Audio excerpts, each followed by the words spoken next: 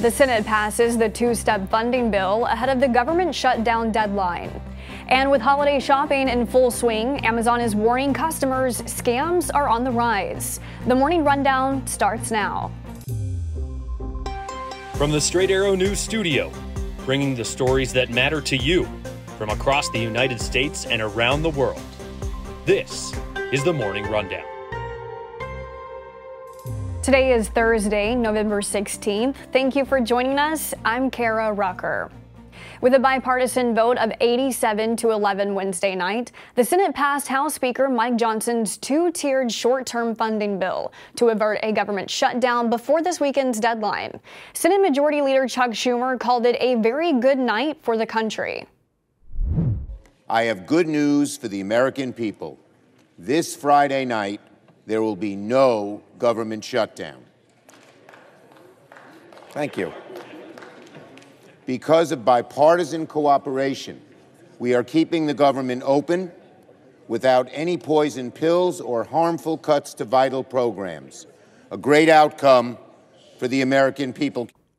Johnson's laddered continuing resolution cleared the GOP-led House Tuesday night, with more Democrats than Republicans voting in favor of it. In the Senate, 10 Republicans and 1 Democrat voted against the bill, which now heads to President Joe Biden's desk. The White House said the president would sign the bill if it passed the Senate. The short-term bill will fund part of the government, including agriculture, transportation, and Veterans Affairs departments, through January 19th of next year, and funding for the remaining parts of government, including the state and defense departments, would last until February 2nd. Along with no spending cuts, the two-step bill does not include aid for Israel and Ukraine, humanitarian assistance, or border security. President Biden met with Chinese President Xi Jinping in California in their first face-to-face meeting in more than a year amid growing tensions between the two countries. Lasting 4 hours, the two leaders discussed several topics, including artificial intelligence, climate change, the Middle East, and Taiwan.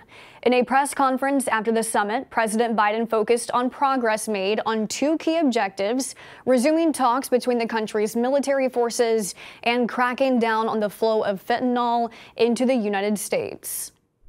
Today, build on the groundwork we laid over the past several months of high-level diplomacy between our teams.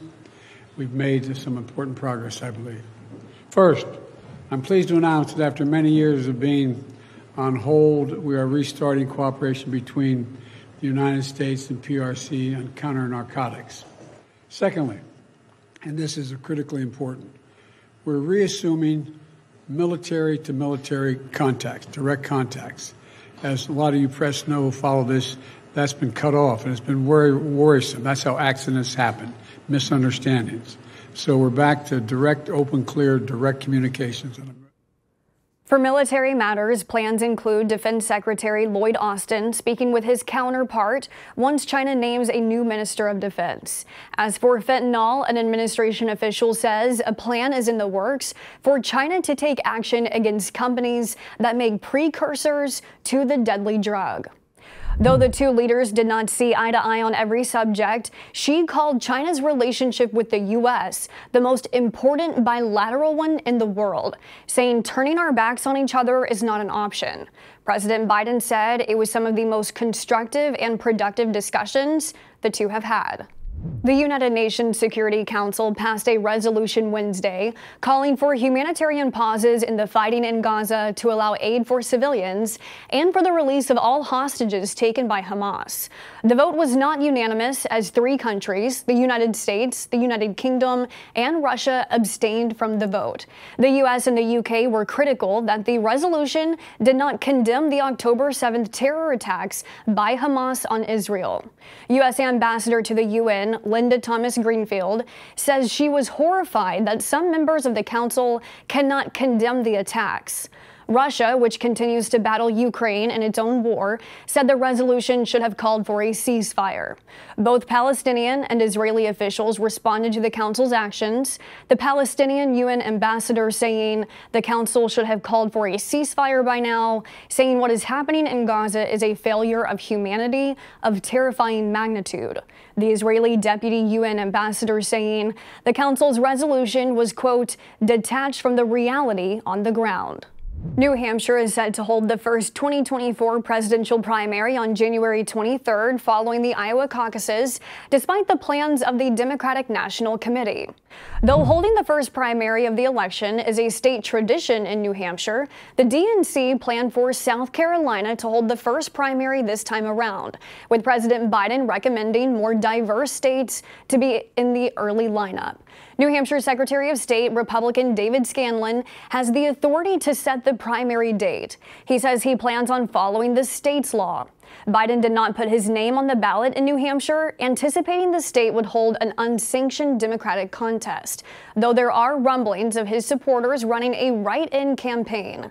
There could also be future ramifications from New Hampshire's decision, as the DNC could refuse to count the state's delegates at the Democratic convention. With holiday deals around the corner, Amazon is sending a warning to its users to watch out for scams this season. The online retail giant says it has seen a jump in criminal activity targeting Amazon consumers and is warning everyone to be diligent. The company saying scammers are trying to access consumers' Prime accounts using scam emails, text messages, and phone calls. Specifically, according to Amazon, email attachment scams in which fraudsters pose as an Amazon support team member, sending consumers attachments saying action is needed within their account, have doubled in the second half of 2023. Amazon says it has shut down more than 45,000 phishing websites and 15,000 phone numbers that scammers use. Finally this morning, if you're looking to get away this holiday season, Sir Richard Branson has the perfect destination for you. It'll just cost more than $5,000 a night.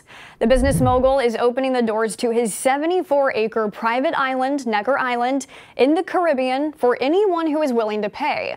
For stays between November 18th to the 25th and December 11th to the 20th, rates start at $5,400 a room. If you want to go closer to Christmas, that'll cost a little more at $5,850 a night. The island has a total of 24 rooms. Past visitors who have stayed on Branson's Island include actress Kate Winslet and former President Barack Obama. These are your top stories for this Thursday. Be sure to subscribe to the Morning Rundown newsletter to get the top stories each weekday morning. Just go to san.com/rundown to sign up. Unbiased, straight facts, that's Straight Arrow News. We'll see you back here tomorrow. Until then, I'm Kara Rucker. Have a great day.